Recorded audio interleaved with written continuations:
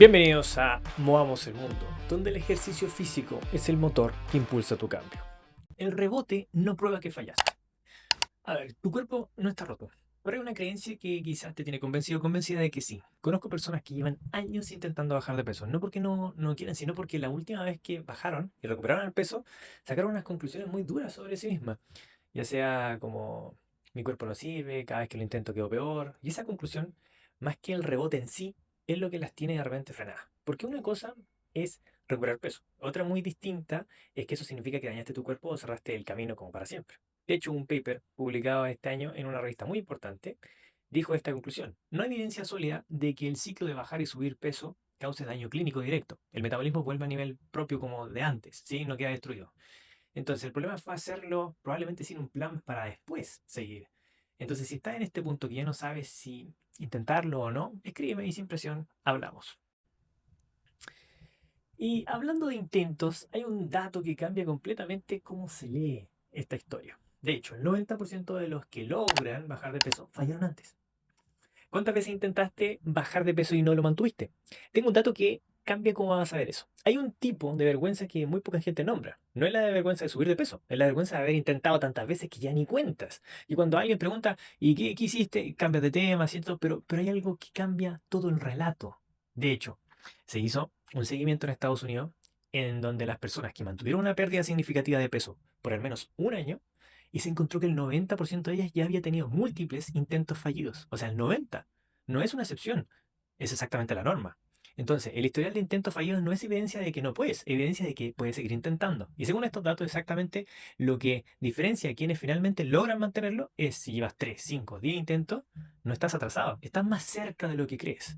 Entonces escribe J4 y hablamos de qué podría ser diferente en tu caso. Ahora, la mayoría de esos intentos no se caen donde crees que pueda estar el problema. El problema no es bajar, el problema es mantener. Bueno, bajar también es un tema, pero mantener es mucho más grande. Mucha gente no fracasa bajando de peso, fracasa después. Y nadie le enseñó por qué. Imagínate esto, pasas meses comiendo bien, rechazaste cosas que querías, viste los kilos bajar, la ropa quedó diferente, la gente lo notó, tú también. Y después terminó el plan. El mundo real volvió con todo, el trabajo, el cansancio, los fines de semana, el estrés. Y en pocas semanas el peso empezó a volver. No porque fueras débil, sino porque nadie te preparó para esa parte. Porque una cosa es bajar de peso y otra cosa completamente distinta es saber sostenerlo. Bajar de peso es una fase que tiene estructura. Mantenerlo es una habilidad que nadie te enseña. Y la mayoría de los programas te entrenan solo para la primera. Y es como aprender a llegar a la cima de una montaña sin que nadie te diga cómo bajar. Entonces, la evidencia científica muestra que independientemente del modo, dieta, medicamento, cirugía, la recuperación del peso es muy común si no hay una estrategia para la fase de mantenimiento. No es un problema de método, es un problema de que viene después de ese método que ocupaste para bajar. Antes de empezar el próximo intento, hazte esta pregunta: ¿tengo un plan para bajar o tengo un plan para después de bajar también? O sea, para mantener. Escríbeme en J4 y revisamos qué parte de tu estrategia está incompleta. Y dentro de ese proceso hay algo que casi todo el mundo interpreta mal. El hambre que volvió no es debilidad. ¿Sí? A ver, hiciste la dieta, bien durante semanas. El hambre volvió con una fuerza que no podías controlar y te culpaste. ¿Sí? Me lo dicen seguido. Jorge, comí poco, aguanté, bajé kilos, pero en el momento que bajé la guardia, algo se descontroló. En 2 semanas deshice los 2 meses que tenía. Y la conclusión siempre es la misma. Soy débil, no tengo fuerza de voluntad, es mi culpa, ¿cierto? Entiendo por qué llegan ahí, pero es una conclusión incorrecta. Porque lo que vivieron no fue falta de carácter, fue biología. Cuando el cuerpo pierde peso, activa mecanismos hormonales que aumentan el hambre y reducen la saciedad. Eso no desaparece en días. Algunos de esos cambios persisten por meses. El cuerpo está biológicamente diseñado para recuperar eso que perdió. No porque seas débil, sino porque así funciona la fisiología. Entonces, cuando el hambre vuelve fuerte después de una dieta, no es señal de fracaso, es señal de que tu cuerpo está respondiendo exactamente como fue diseñado. Y hay formas concretas de trabajar con eso. Pero primero, tienes que dejar de culparte por ello y generar esa presión negativa. No eres débil, eres humano, es parte de. Y si quieres entender cómo manejar esa biología en lugar de pelear con ella, escribe J4 y es exactamente lo que vamos a trabajar. Ahora, hay algo más que casi nadie menciona sobre por qué el proceso se cae. Y no tiene nada que ver con la comida. El rebote, que nadie explica, tiene que ver con sueño, estrés y entorno. ¿Sí? Contexto. Hiciste todo bien, comida, ejercicio, todo, y el peso volvió igual. Hay algo que nadie te está contando, ¿o no? Me lo dicen con confusión como genuina. Estaba en racha, comía bien, entrenaba, bueno, mucho trabajo, empezó, dormía mal, estresado, y en pocas semanas deshice semanas de trabajo. ¿Sí? Sin cambiar lo que comía. Porque el cuerpo no es como calculadora, responde a todo lo del sistema que vives. Hay tres factores que impactan el peso y casi nunca aparecen en los planes de dieta. El sueño. Cuando duermes mal, de forma sostenida, el cuerpo produce más hormona del hambre y menos de la de saciedad. El apetito sube, incluso si no cambiaste nada de lo que comiste. El estrés crónico. Otra. No el estrés del un día, el sostenido, semana y meses. Ese tipo activa el sistema de almacenamiento de grasa de forma directa, independiente de lo que comas. Y el entorno, el contexto, lo que hay en tu casa, en tu trabajo, con quién comes. El entorno toma decisiones por ti antes de que tomes. Y la evidencia es clara. Ignorar sueño, estrés y entorno es como intentar llenar un balde con el fondo roto.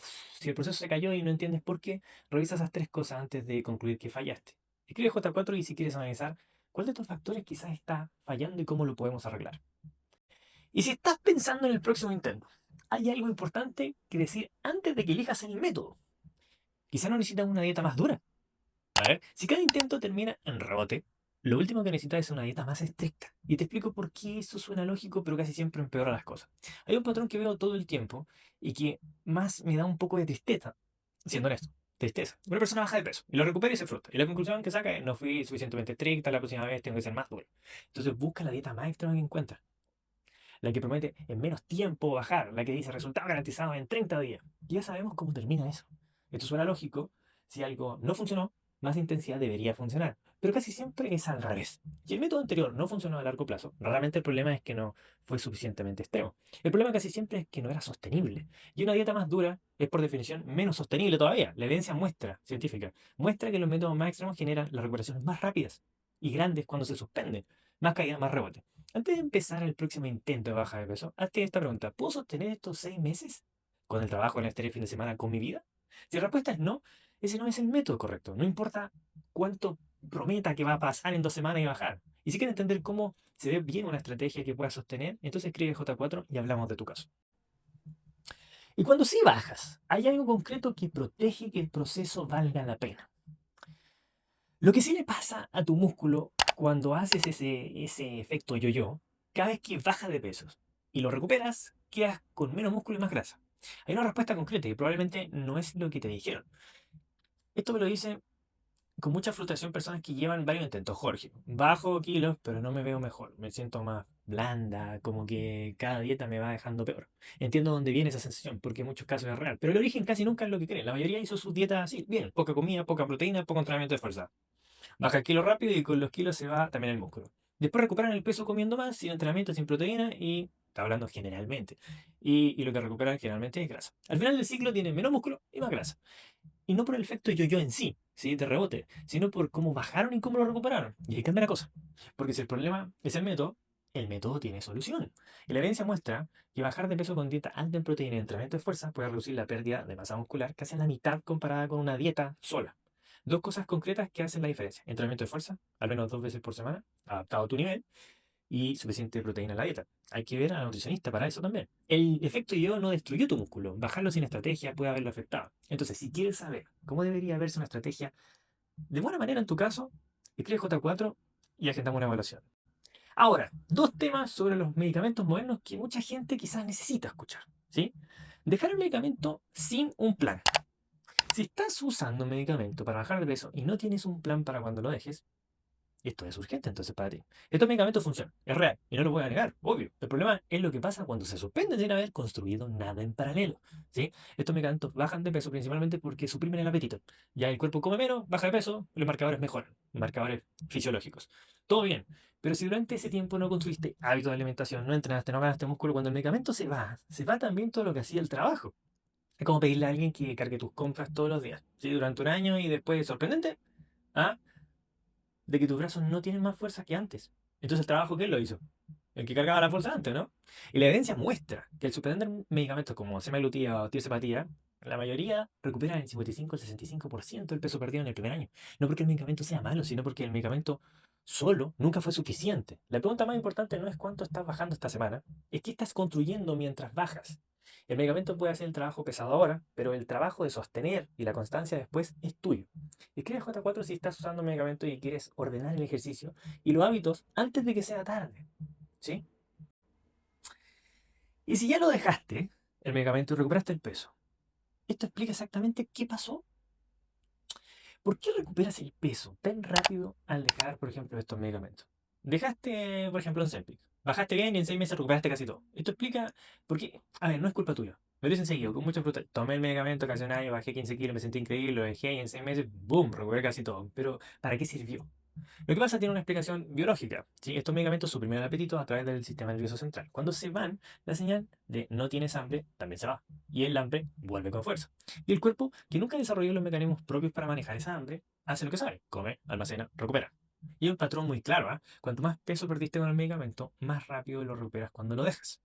Un análisis científico publicado este año muestra que el retorno al peso inicial puede ocurrir en aproximadamente un año y medio con medicamentos. Con dieta tradicional, ese retorno tarda en promedio 4 años. Lo que hace la diferencia no es el medicamento, es que lo que construiste mientras lo tomabas. Si entrenaste, ganaste músculo, cambiaste hábitos, tienes algo que sostener. ¿Sí? El medicamento hizo todo el trabajo solo y cuando se va, el trabajo se va con él. Entonces, el medicamento no te traicionó, te mostró cuánto trabajo todavía queda por hacer.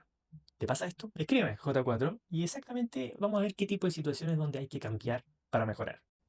Y para cerrar, algo que quiero que te lleves sobre estos intentos anteriores de baja de peso.